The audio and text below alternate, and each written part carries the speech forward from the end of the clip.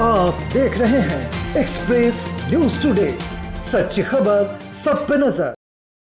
40% से ज्यादा राजस्थान में इसका हिस्सा है। गजब की सोशल इंजीनियरिंग कर रहे हैं और 6 महीने बाद हम चुनाव में जाना चाहते हैं। यहां सितमगरी के तरीके सिखाए जाते हैं, यहां सितमगरी के तरीके सिखाए जाते हैं। निगाहें उठती नहीं, खम उठाए जाते हैं। मैं मुख्यमंत्री जी से अनुरोध करूंगी कि दिस रिवेंजफुल एटीट्यूड, क्योंकि मैंने आपके आतंकी की उस उपाधि की और नाते की उस वक्तव्य की निंदा करी, तो वहां पर जेडीसी मेरे ओसिया की 44 सड़कों को रातों रात मना कर देता है। This political revengeful attitude, let the Rajasthan see it, कि अगर मैं सही पर सही खड़ी होकर अपने दल के लिए, अपने समाज के लिए, मंजू जाट हमारे समाज का गौरव है, वो वीरांगना, अभी जाट महाकुंभ हुआ था, नहीं सुनेंगे हम इस तरीके की प्रथा। यह सुनने के लिए हम उच्च स्तर के सदन के अंदर नहीं खड़े हुए। आप हमारी पार्टी से हो सकते हैं, और यह सरकार का वक्तव्य नहीं था।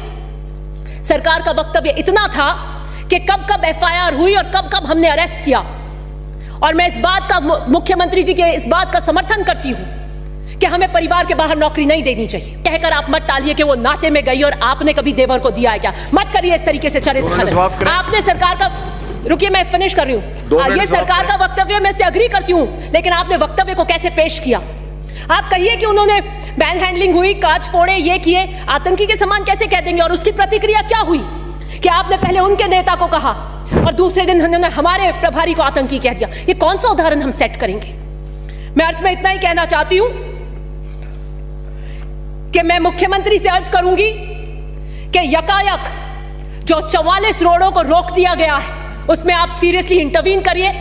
और मंत्री जी क्योंकि आजकल जिद पे आ जाते हैं और उनकी जिद सबसे बड़ी होती है, उसके आगे सब नतमस्तक हो जाते हैं। वो अगर जिद पे अड़ गए और ये रहा कि हम ये 44 सड़कें ओसिया में नहीं देंगे, तो मैं इन्हीं वीरांगनाओं की तरह मुंह में घास लेकर ओसिया की जनता के लिए धरने में बैठूंगी। आप में दम है तो 3 बजे उठा लेना मेरे खून आरजू को वो समझ रहे हैं पानी, मेरे खून आरजू को वो समझ रहे हैं पानी। मेरी रोडे रोक कर नहीं कर मेरा हाथ मरोड़ पाएंगे आप। मैं सही के लिए खड़ी हूं उन जनप्रतिनिधि से, और कभी उसमें मेरे को गुरेज नहीं हुआ है।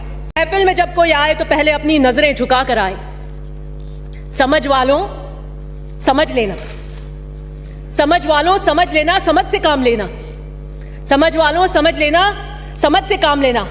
समझ में काश आ जाए, समझना समझना, समझ में काश आ जाए, समझना समझना, तो इतना ही कहना, इस्तीफा देना। मैं उस महफिल का हिस्सा नहीं थी उस दिन। मुझे मत ऐसे तंग कीजिए और हैंड ट्विस्टिंग कीजिए।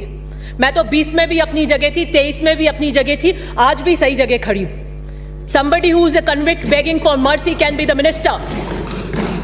फिर मैंने फिर सोचा कि चलिए पॉलिटिकल रिवेंजफुल एटीट्यूड इन्हीं 2 दिन में क्यों हुआ, इसी 2 दिन के अंदर ऐसा क्या घटनाक्रम हो गया। तो मैंने पूछा, अर्ज करी बंदे परवर से, मैंने अर्ज करी बंदे परवर से, क्यों सितम ढा रहे हो हम पर। मैंने अर्ज करी बंदे परवर से, क्यों सितम ढा रहे हो हम पर। बात सुनकर हंसकर मुस्कुराकर वो बोले, हमसे टकराना मना है। मैंने भी मुस्कुराकर कह दिया, गलत में हां से हां मिलाना मेरी विरासत नहीं है।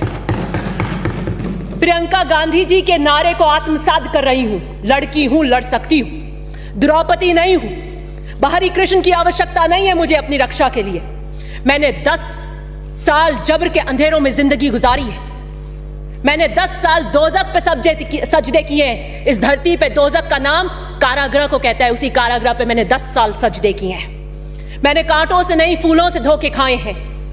मैं सहारों से धोखा खाई हूं, अब सहारों से बच के चलती हूं। मैं राजस्थान, इस मर्दों के प्रदेश में महिलाओं की और वीरांगनाओं की दबंग आवाज बनकर गूंज रही हूं। मेरा दोष क्या है, मेरा दोष क्या है, मेरा दोष क्या है, मेरी वारदात क्या है। मेरी वारदात कुछ भी नहीं, मेरी वारदात कुछ भी नहीं। सब बजा लेंगे आप, नहीं बोले। मेरी वारदात कुछ भी नहीं। हाँ थी, नहीं मेरी वारदात